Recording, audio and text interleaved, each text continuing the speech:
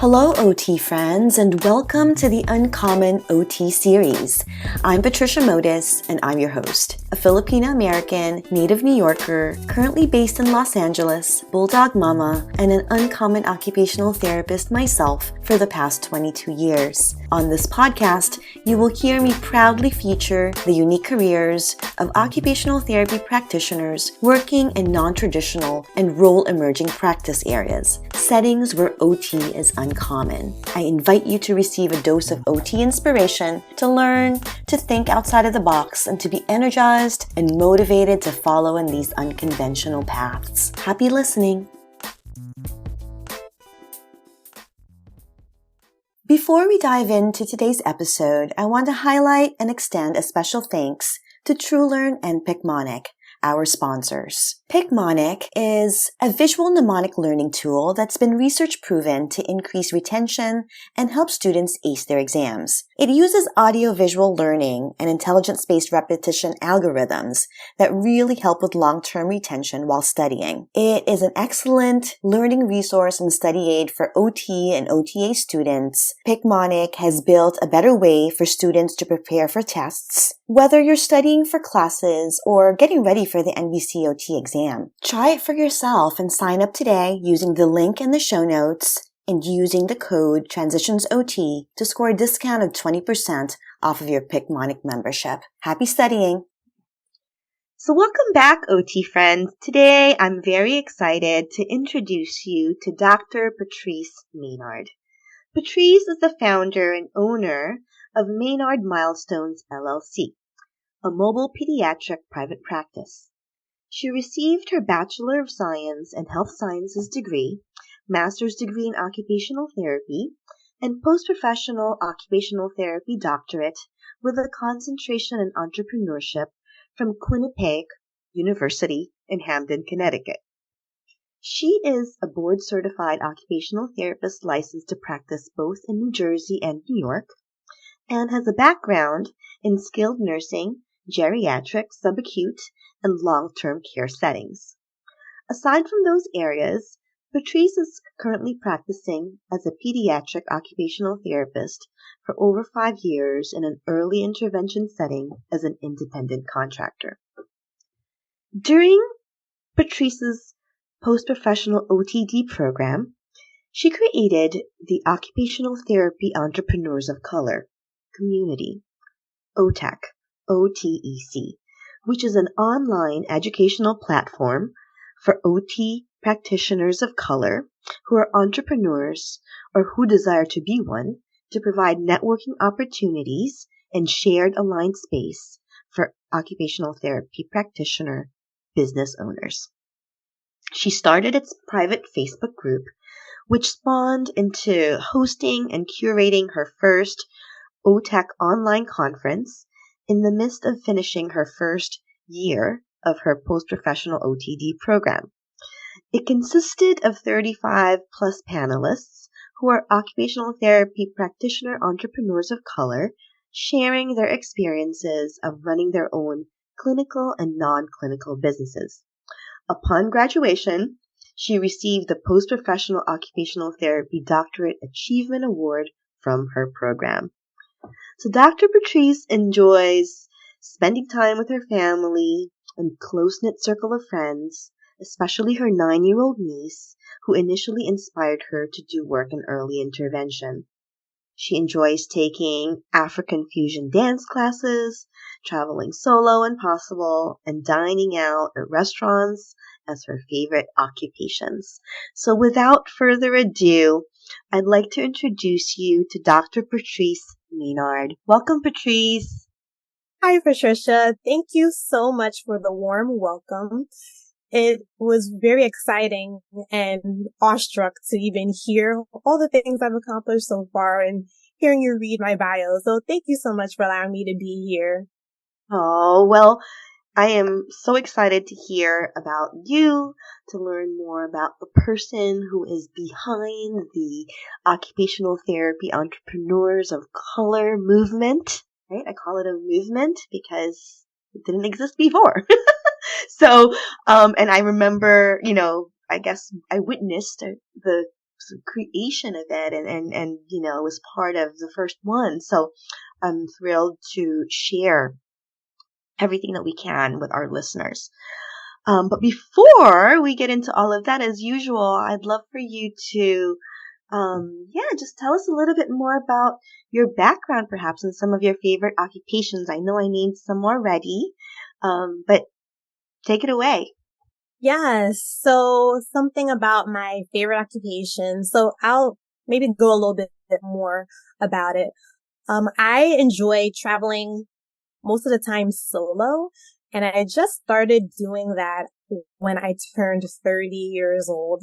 I had noticed that I didn't want to sit around and wait for other people to travel particular locations, especially if it was a desired travel list that I had in mind to follow. And I realized it was quite exhilarating, very exciting. And it was something that I wanted to do more and more, even if it would be just a small road trip or even traveling to the other side of the world. So I really enjoy traveling. I actually recently just got back from the Caribbean earlier in the summer, visiting my family out there. And it was the first time in 10 years. So it was a nice in-person family reunion. I visited both Anguilla, British West Indies, and St. Martin, both French and Dutch sides. Amazing. So I'm so glad you got to reconnect with your family after 10 years. Wow. That must have been an incredible reunion. It really was. It really was incredible. Especially since COVID has happened. This is the first time that I did my first international trip since then.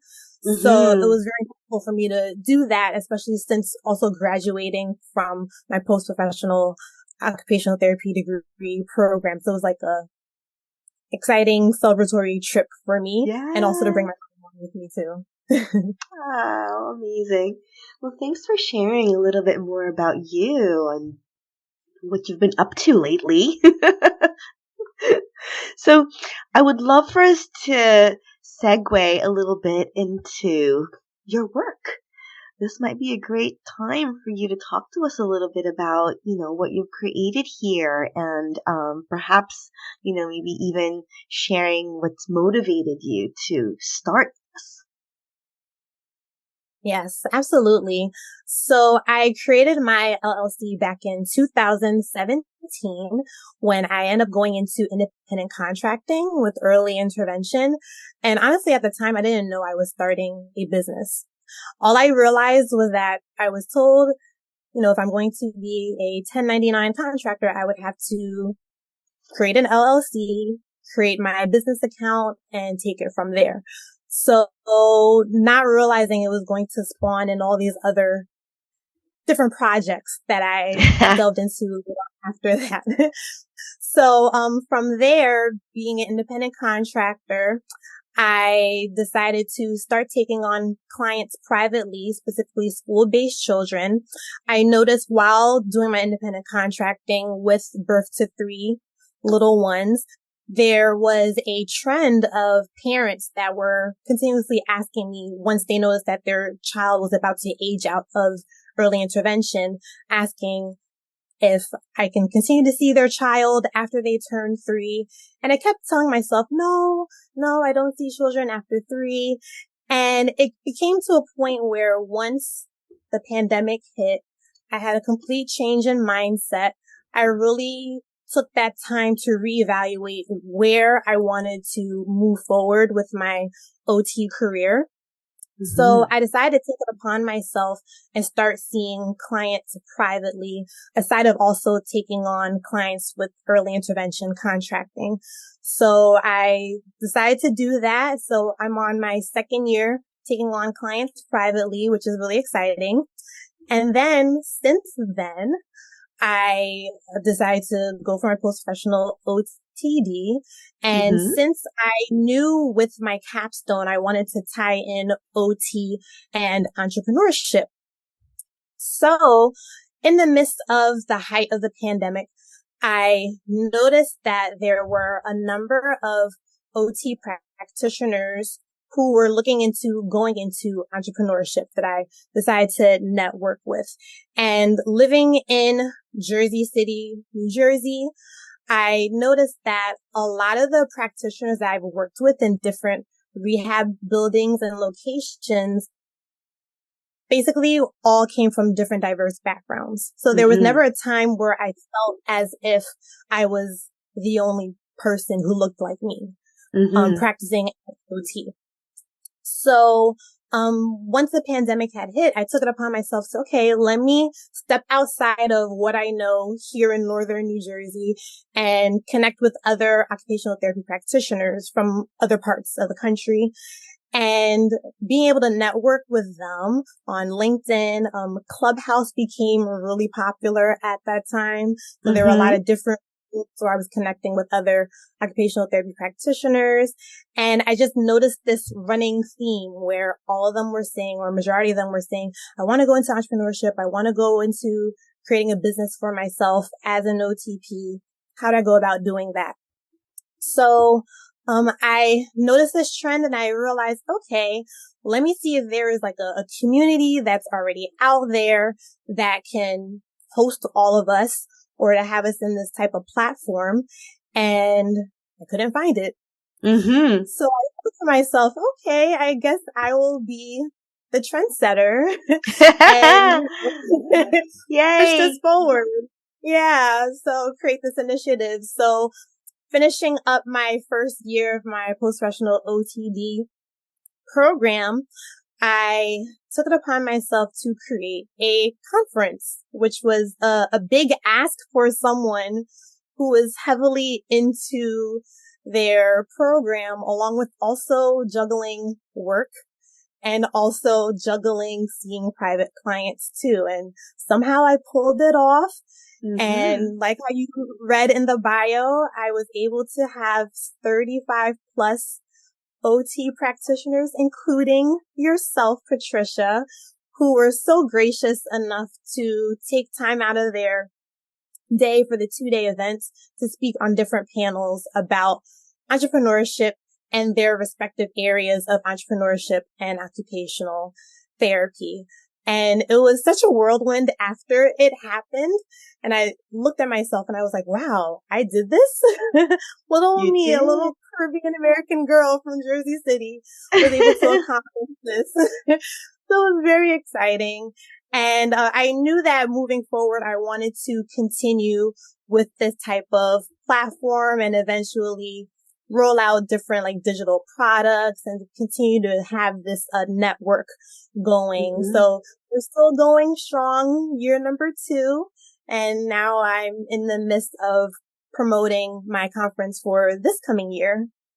Yay! Which is exactly why I've personally invited you to come on to the podcast.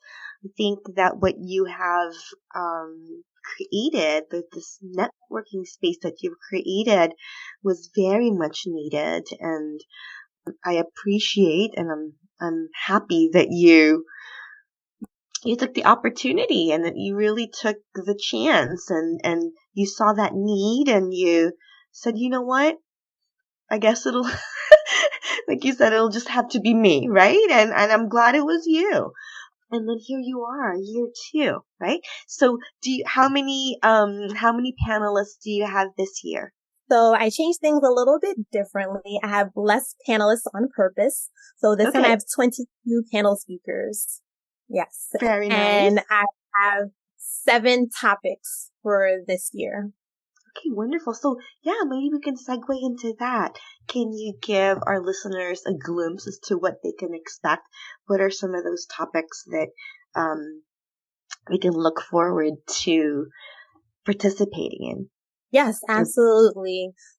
So we are going to have basically panel speakers from different walks of life in entrepreneurship in the OT field. So I have panel speakers talking on running their own physical practice, so brick and mortar outpatient practice, anyone who runs a mobile practice. I also have podcast hosts as panel speakers, anyone who has created like an online membership or like a physical product. I also have, which is new this year, anyone who is an occupational therapy practitioner and provides fitness. So I'm really excited about that one this year. And this actually had spawned from a topic that I had last year, which was a use your talents topic. And I noticed that I had more than one OTP that was speaking about fitness. So I realized, okay, maybe I can just have that as a separate topic for a panel discussion for this year. Exciting. So those are just a few topics that we have so far. Yeah. Super exciting. So what can folks expect?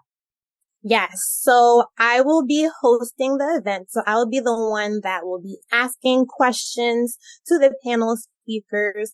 So each panel would consist of at least 2 panelists to at most 4 panelists. And they will all be sharing about their specific journeys in entrepreneurship based upon that specific topic. So the discussion would run for about an hour discussion, and you'd be surprised how quickly that hour flies by. I mean, you could witness to that from last year's conference. And then the remaining, there would be 20 minutes after that hour of the specific discussion that is strictly for question and answers, where anyone who is an attendee will be able to have any burning question answered from the panel speakers about something in relationship to entrepreneurship, something in relation to what the panel speakers shared about their particular journeys. So it'd be nice to get that feedback right away of your answer question from a OTP entrepreneur who is literally walking in the steps and the footsteps that someone is desiring basically to go into. So it's really exciting time, even though it's online as virtual, but you definitely feel the presence of, that shared likeness and that shared community aspect, knowing that, oh my goodness, like there's a OT practitioner who looks like me and is doing something that I'm desiring to do in order to create my own OT journey for myself, in order to create the life that I want. So it's very exciting. Yes, I very much agree. It's very exciting. And I very much agree with the vibe, right? The feel. And it was just such a supportive space. I remember leaving just feeling like, wow, like I learned that, or wow, they did that. And just being impressed by the fact that, again, here we are, all OTs, but we're all doing a few different things, right? Even just in our own businesses. So yeah, I found that to be really impressive, and I'm, even more impressed that here you are, year 2, and you're bringing it back, and you're bringing it back to the masses again, and in a refined way, it sounds like, because you learned a thing or two, right, from last year, and as in lessening the number of panelists, for example. But maybe we can segue a little bit into that, right? Because part of this is also us educating our listeners about, well, what does it take to do something like this, right? I know you and I have had side conversations about it and how complex it is. So I'm not even sure where I want to begin, but how about I just hand it over to you? And then, you tell us, in your way, how can this be possible for us? Or maybe in a simplified way, what were the steps like for you to make this happen? That is a great question. So I basically used, I have a background in direct sales, and I actually use those skills along with people skills building books that I have read and leadership skills building books that I've read and listened in order to be able to network and connect as much as I can with potential panel speakers. And I kid you not, every single panel speaker that I reached out to was all through social media. And for example, like you and I, we never met in person, but somehow we just had an instant connection. I think it's because we're from the New York City metro area or something. Yeah. But what I ended up doing was it was just so many of the potential panel speakers. I've been following a number of them since the height of the pandemic. So being able to follow all of their different platforms, specifically on Instagram or on LinkedIn, I was able to get an idea of what they have been showing their respective audiences. So I already had an idea of what they were doing. So what I did was I would reach out to them, and by asking them to be a panel speaker, I would edify them and mention how I enjoy, listening to them or watching what they're creating or their reels, and mentioning how it has helped me, or appreciate how the way that they deliver their message is very poignant and whatnot. And then from there, I would ask them if they would like to be a panel speaker for my conference. And I would mention about when the conference is taking place, what the conference is about, what it consists of. And I would want to say 85 to 90% of whoever I reached out to all said yes. Yeah. So which was very exciting because I'm like, wow, like I don't know these people personally, but I feel like just having that connection of watching them on their social media platforms, like I already had that connection already in a way, in a sense.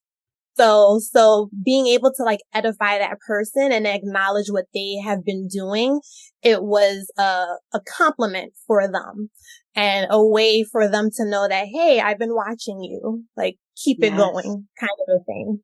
Yeah, I think there's something equally supportive in you reaching out to these individuals, right? Because you're in a way validating that, hey, others may want to hear about the kind of thing that you're doing, right? And I personally wanted to be a part of it because there's been nothing like it before.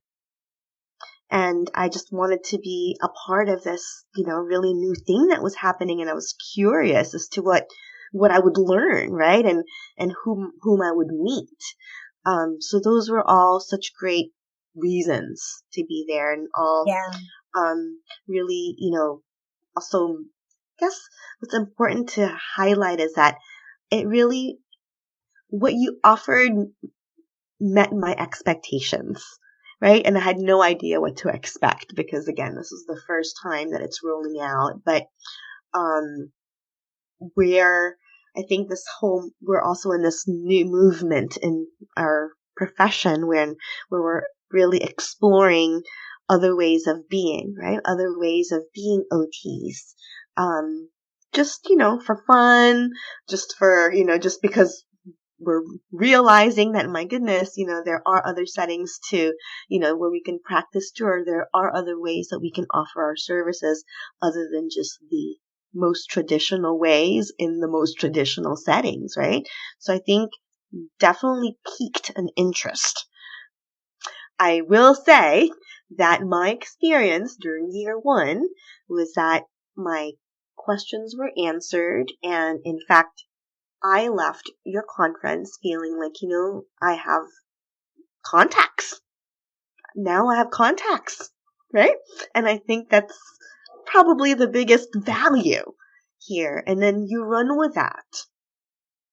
And I think that, that's also something that's come up repeatedly through all of our episodes here on this podcast, is that networking is really key. It's connecting with individuals, and how when that connection happens, other sparks will happen, and that kind of leads into other things. So your conference is you're making it very easy for the participant to avail themselves to all of that. Yes. Thank you for saying that. And the main thing that I wanted to make sure that I was highlighting is that representation piece. Mm-hmm. And that was why I feel like majority of the panel speakers agreed right away, because they also noticed too that there was nothing like this before, and they wanted to be a part of it in some way.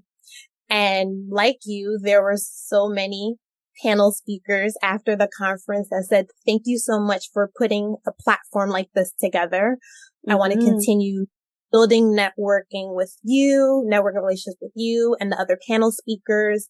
And I also noticed that it was also a way for the other panel speakers to find out and reach out to other panelists that were there too, because there were a number of you who didn't know of each other's work. Mm-hmm. So even to have that exposure and to be able to share with them what you're doing in your respective OT businesses, it just opened floodgates, I feel like. So it was great for seeing it as someone who's a participant and also someone who was like being a panel speaker on both sides. So I heard great feedback from both sides, which was awesome.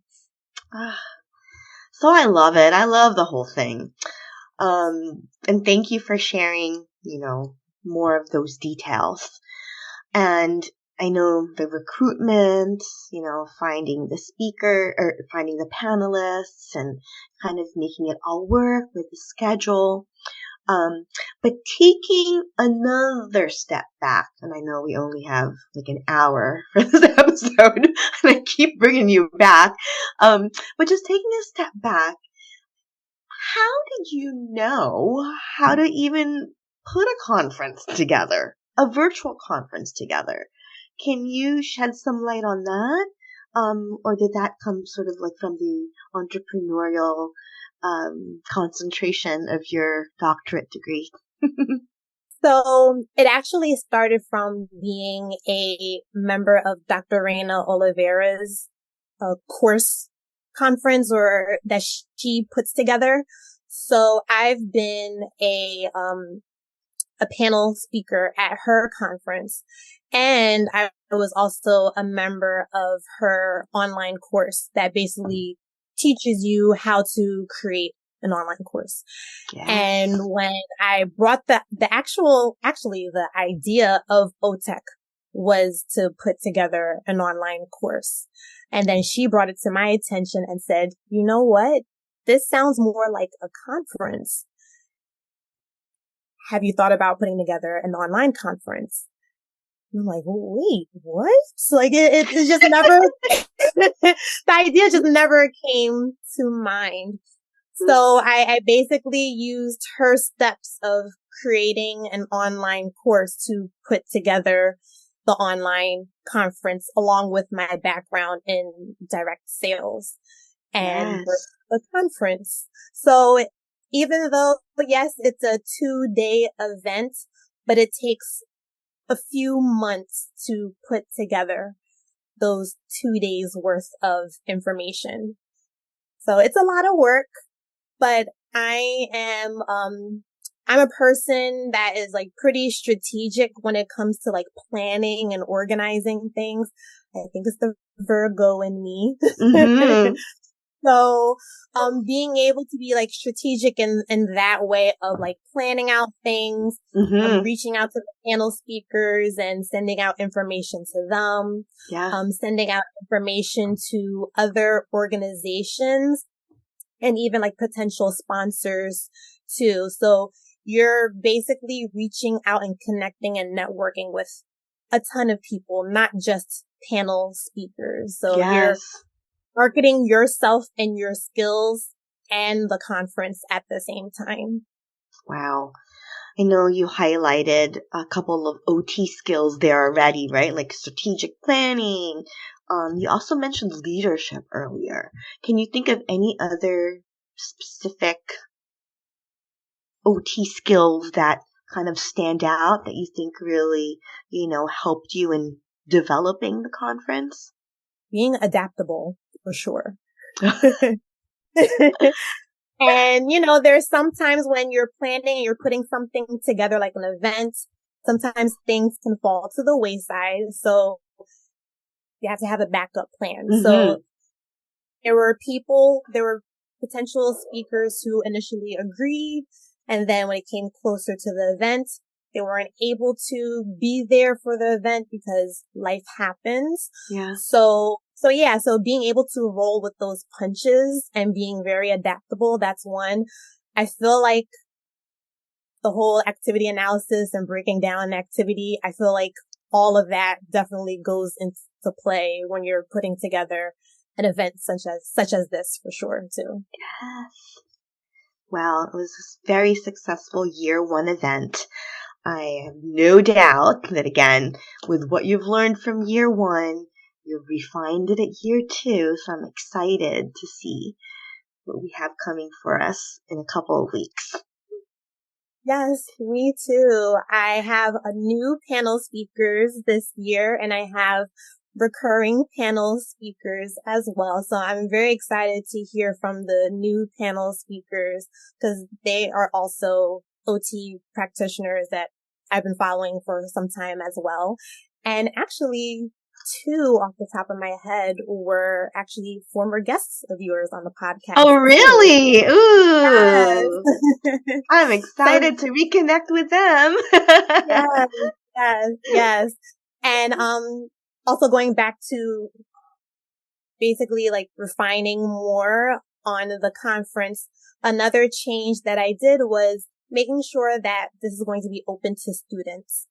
Last year I didn't focus so much on students, but I noticed that there has been an uptick of student followers on the Instagram page for OT entrepreneurs of color and also on the private Facebook page. So I'm broadening this to students.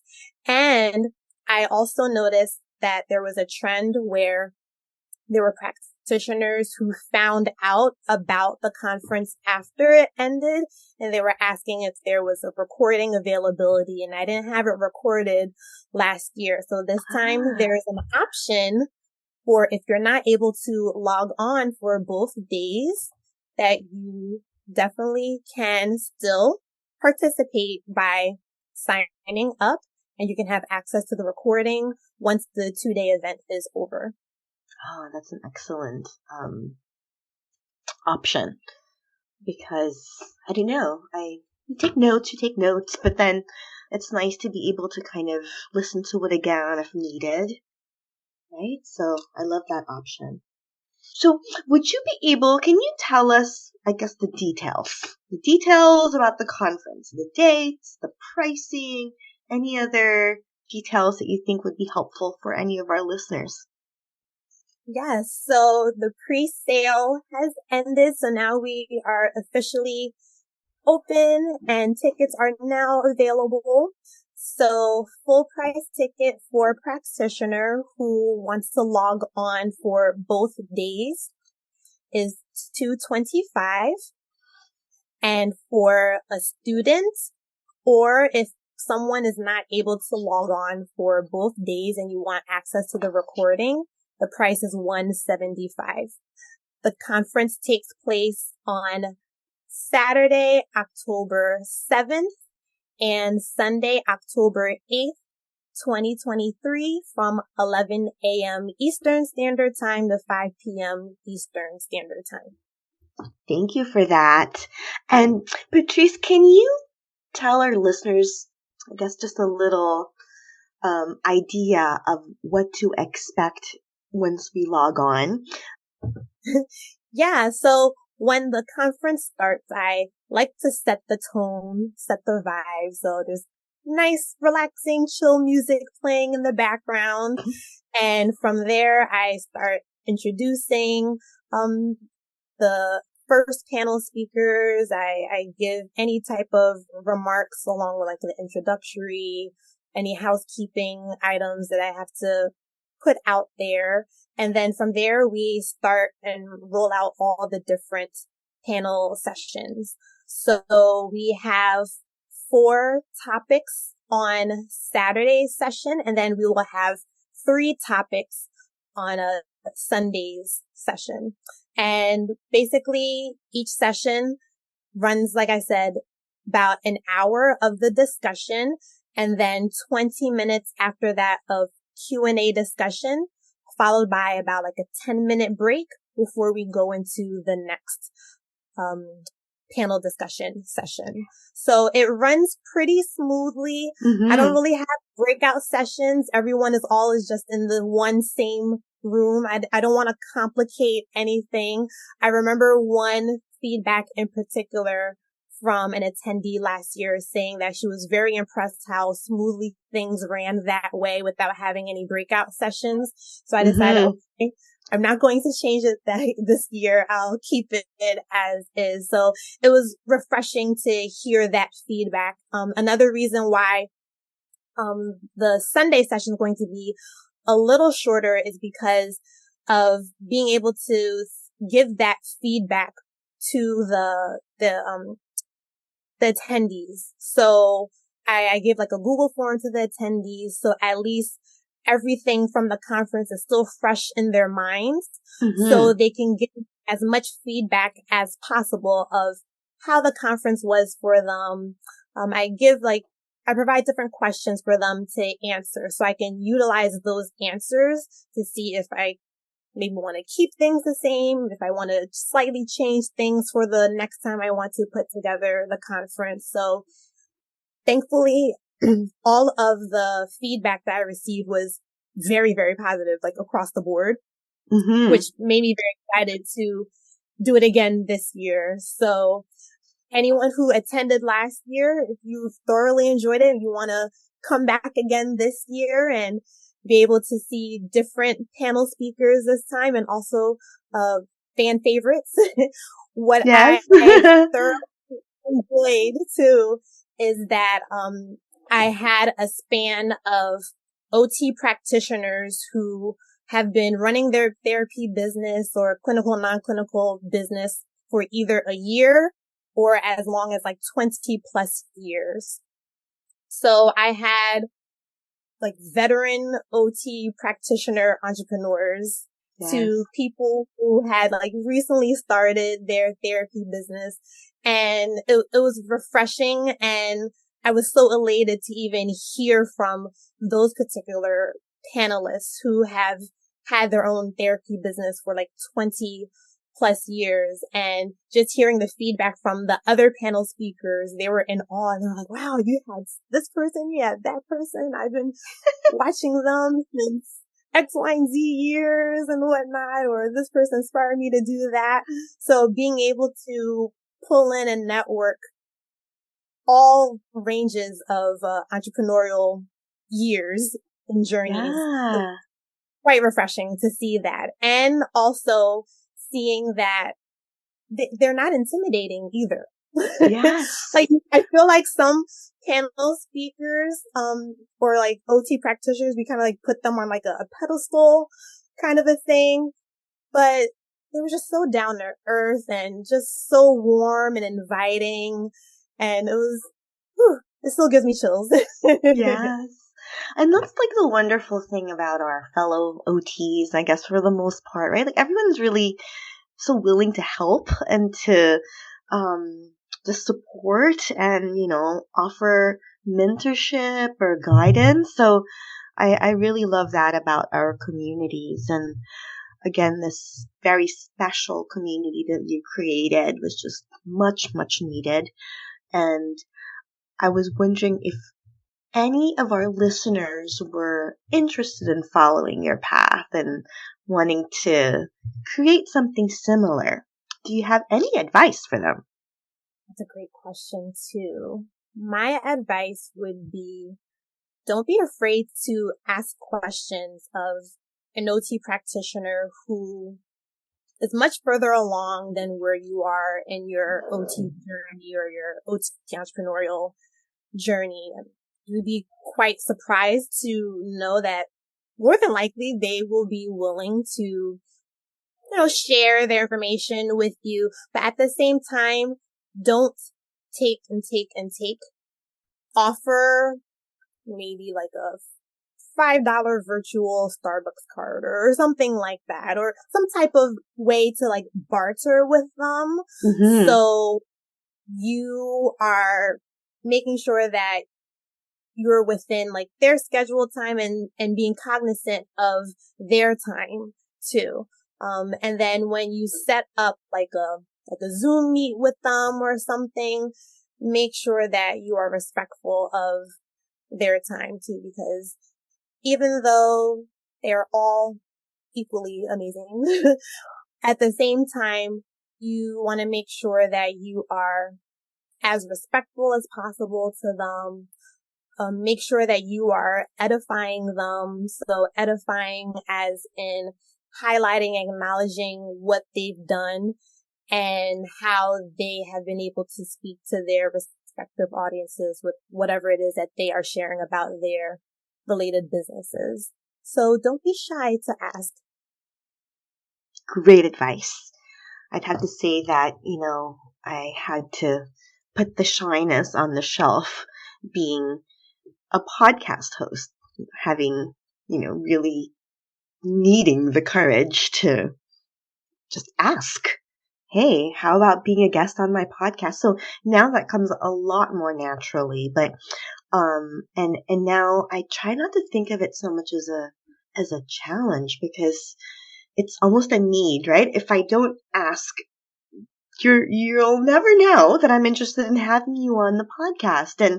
And like you, most OTs that I've asked have really, just given me 2 thumbs up, right? Or I'm not ready right now because I'm working on this project. How about you reach out to me in a couple of months? So I don't recall ever having, gotten a firm no, right? It's always either, okay, I don't really have time for it right now, but, check in with me again in a little bit. So again, OTs are so willing to help each other out for the most part. And I completely agree with just going for it.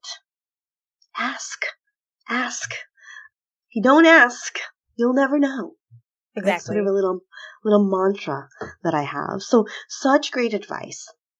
So Patrice, how do we find you? How do we sign up for your conference? But if our listeners were interested in following you and your work, can they do so? And is it okay if they stay in touch? Absolutely.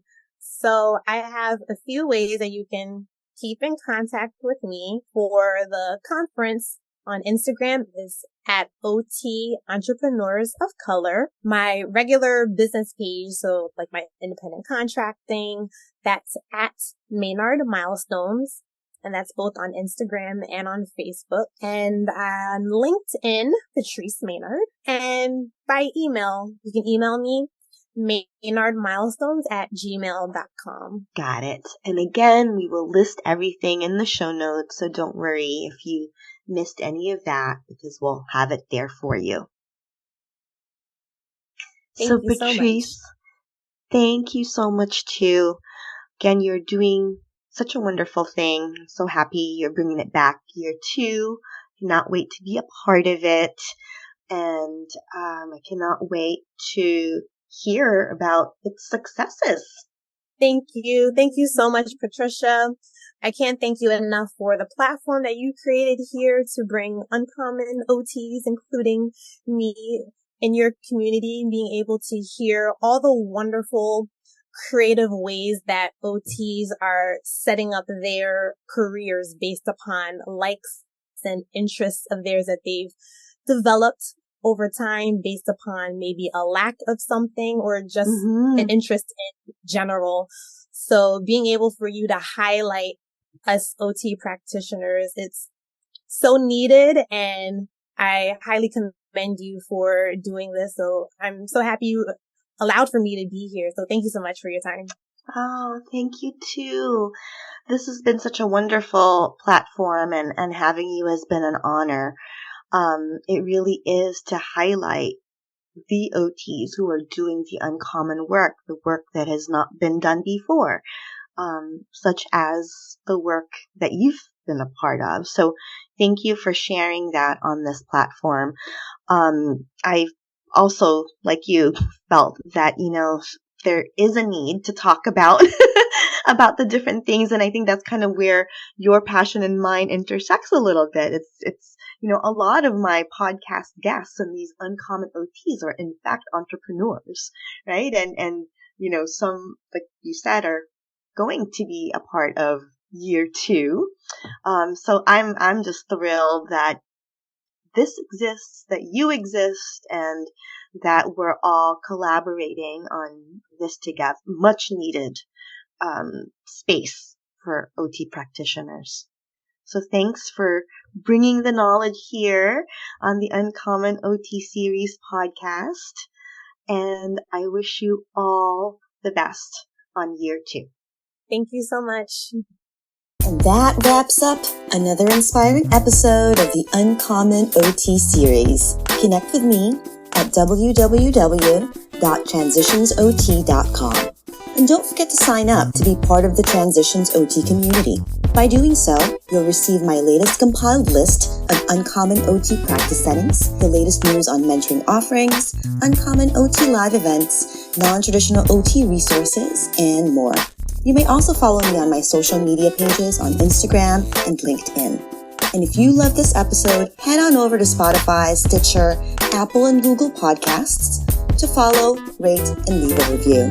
I also ask you to consider pledging your support to my Passion Podcast project by being a patron on Patreon. It is very much appreciated. Sending big OT love. Thank you so much for listening. Until next time.